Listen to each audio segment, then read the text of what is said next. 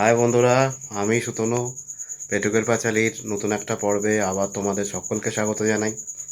তা আজকেও তো রেসিপি অবশ্যই থাকবে, আর আজকে ইন্ট্রোডিউসিংয়েও একদম সরাসরি আমি চলে এসেছি। যাই হোক, আশা করি সবাই তোমরা ভালো আছো। আর আজকেও কিছু একটা রেসিপি তোমাদের অবশ্যই শেয়ার করে দেখাবো। কী আছে সেটা তো ক্রমশ প্রকাশ্য।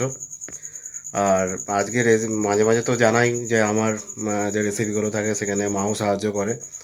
তা মাও আজকে সেই ভূমিকায় আছে আর কি। একটু সাবেকি দিনের রেসিপি, দেখা যাক কী আছে। তা চলো তো আমরা রেসিপিতে নিয়ে যাই। আর খুব সহজেই এই রেসিপি তোমরাও বাড়িতে ট্রাই করতে পারো। আর যদি রেসিপিটা থেকে ভালো লেগে থাকে তাহলে অবশ্যই লাইক শেয়ার করো। আর যদি আরও বেশি ভালো লেগে থাকে তাহলে যারা নতুন আমার চ্যানেলে তারা সাবস্ক্রাইব করো আমার চ্যানেলটাকে। চলো দেখা যাক সোজা রেসিপিতে।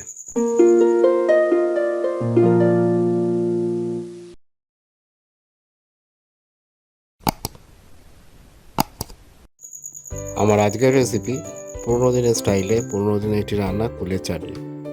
এটা সাধারণত আমরা বাঙালিরা টোপা কুল দিয়ে বেশি করে থাকি। আর আজকের রেসিপিটা কীভাবে মা করে দেখাচ্ছে সেই রেসিপি তোমাদের আমি আজকে শেয়ার করে দেখাবো। তাহলে চলো দেখে নেওয়া যাক।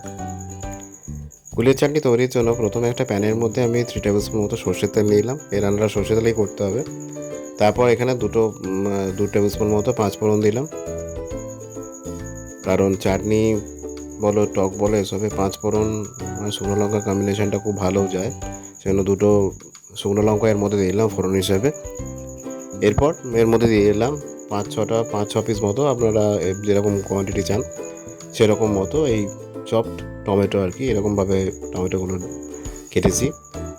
সেগুলোকে সেদ্ধ অবধি একটু কুক করে নিলাম। এবার পরিমাণ মতো একটু লবণ ছড়িয়ে দিলাম উপর থেকে।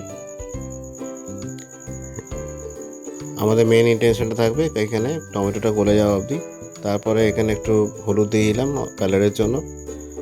কিছুক্ষণ রান্না করে নেওয়ার পর দেখতে পাচ্ছি টমেটোটা এগুলো একটু থকথকে হয়ে গেছে, মানে একটু নরম হয়ে গেছে। এরপর আমরা পরবর্তী স্টেপের দিকে এগোবো, যার জন্য প্রথমে দিয়ে দেবো 200 গ্রাম মতো মেন যে ইনগ্রিডিয়েন্ট টোপা কুল।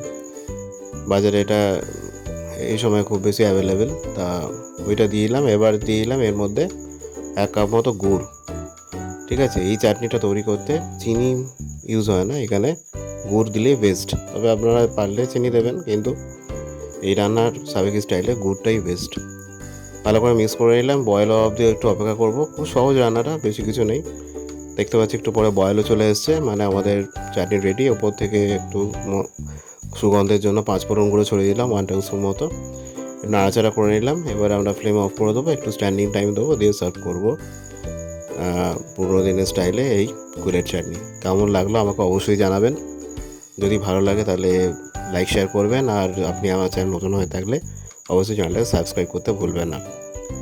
ভাতের সাথে দুপুরে লাঞ্চে আর কি এইটা অবশ্যই ট্রাই করবেন। এই কুলের চাটনি খেতে দারুণ লাগে। তাহলে রইল আজ এ পর্যন্তই। দেখা হবে পরবর্তী এপিসোডে নতুন একটু রেসিপি নিয়ে। ভালো থাকবেন, সুস্থ থাকবেন। টাটা।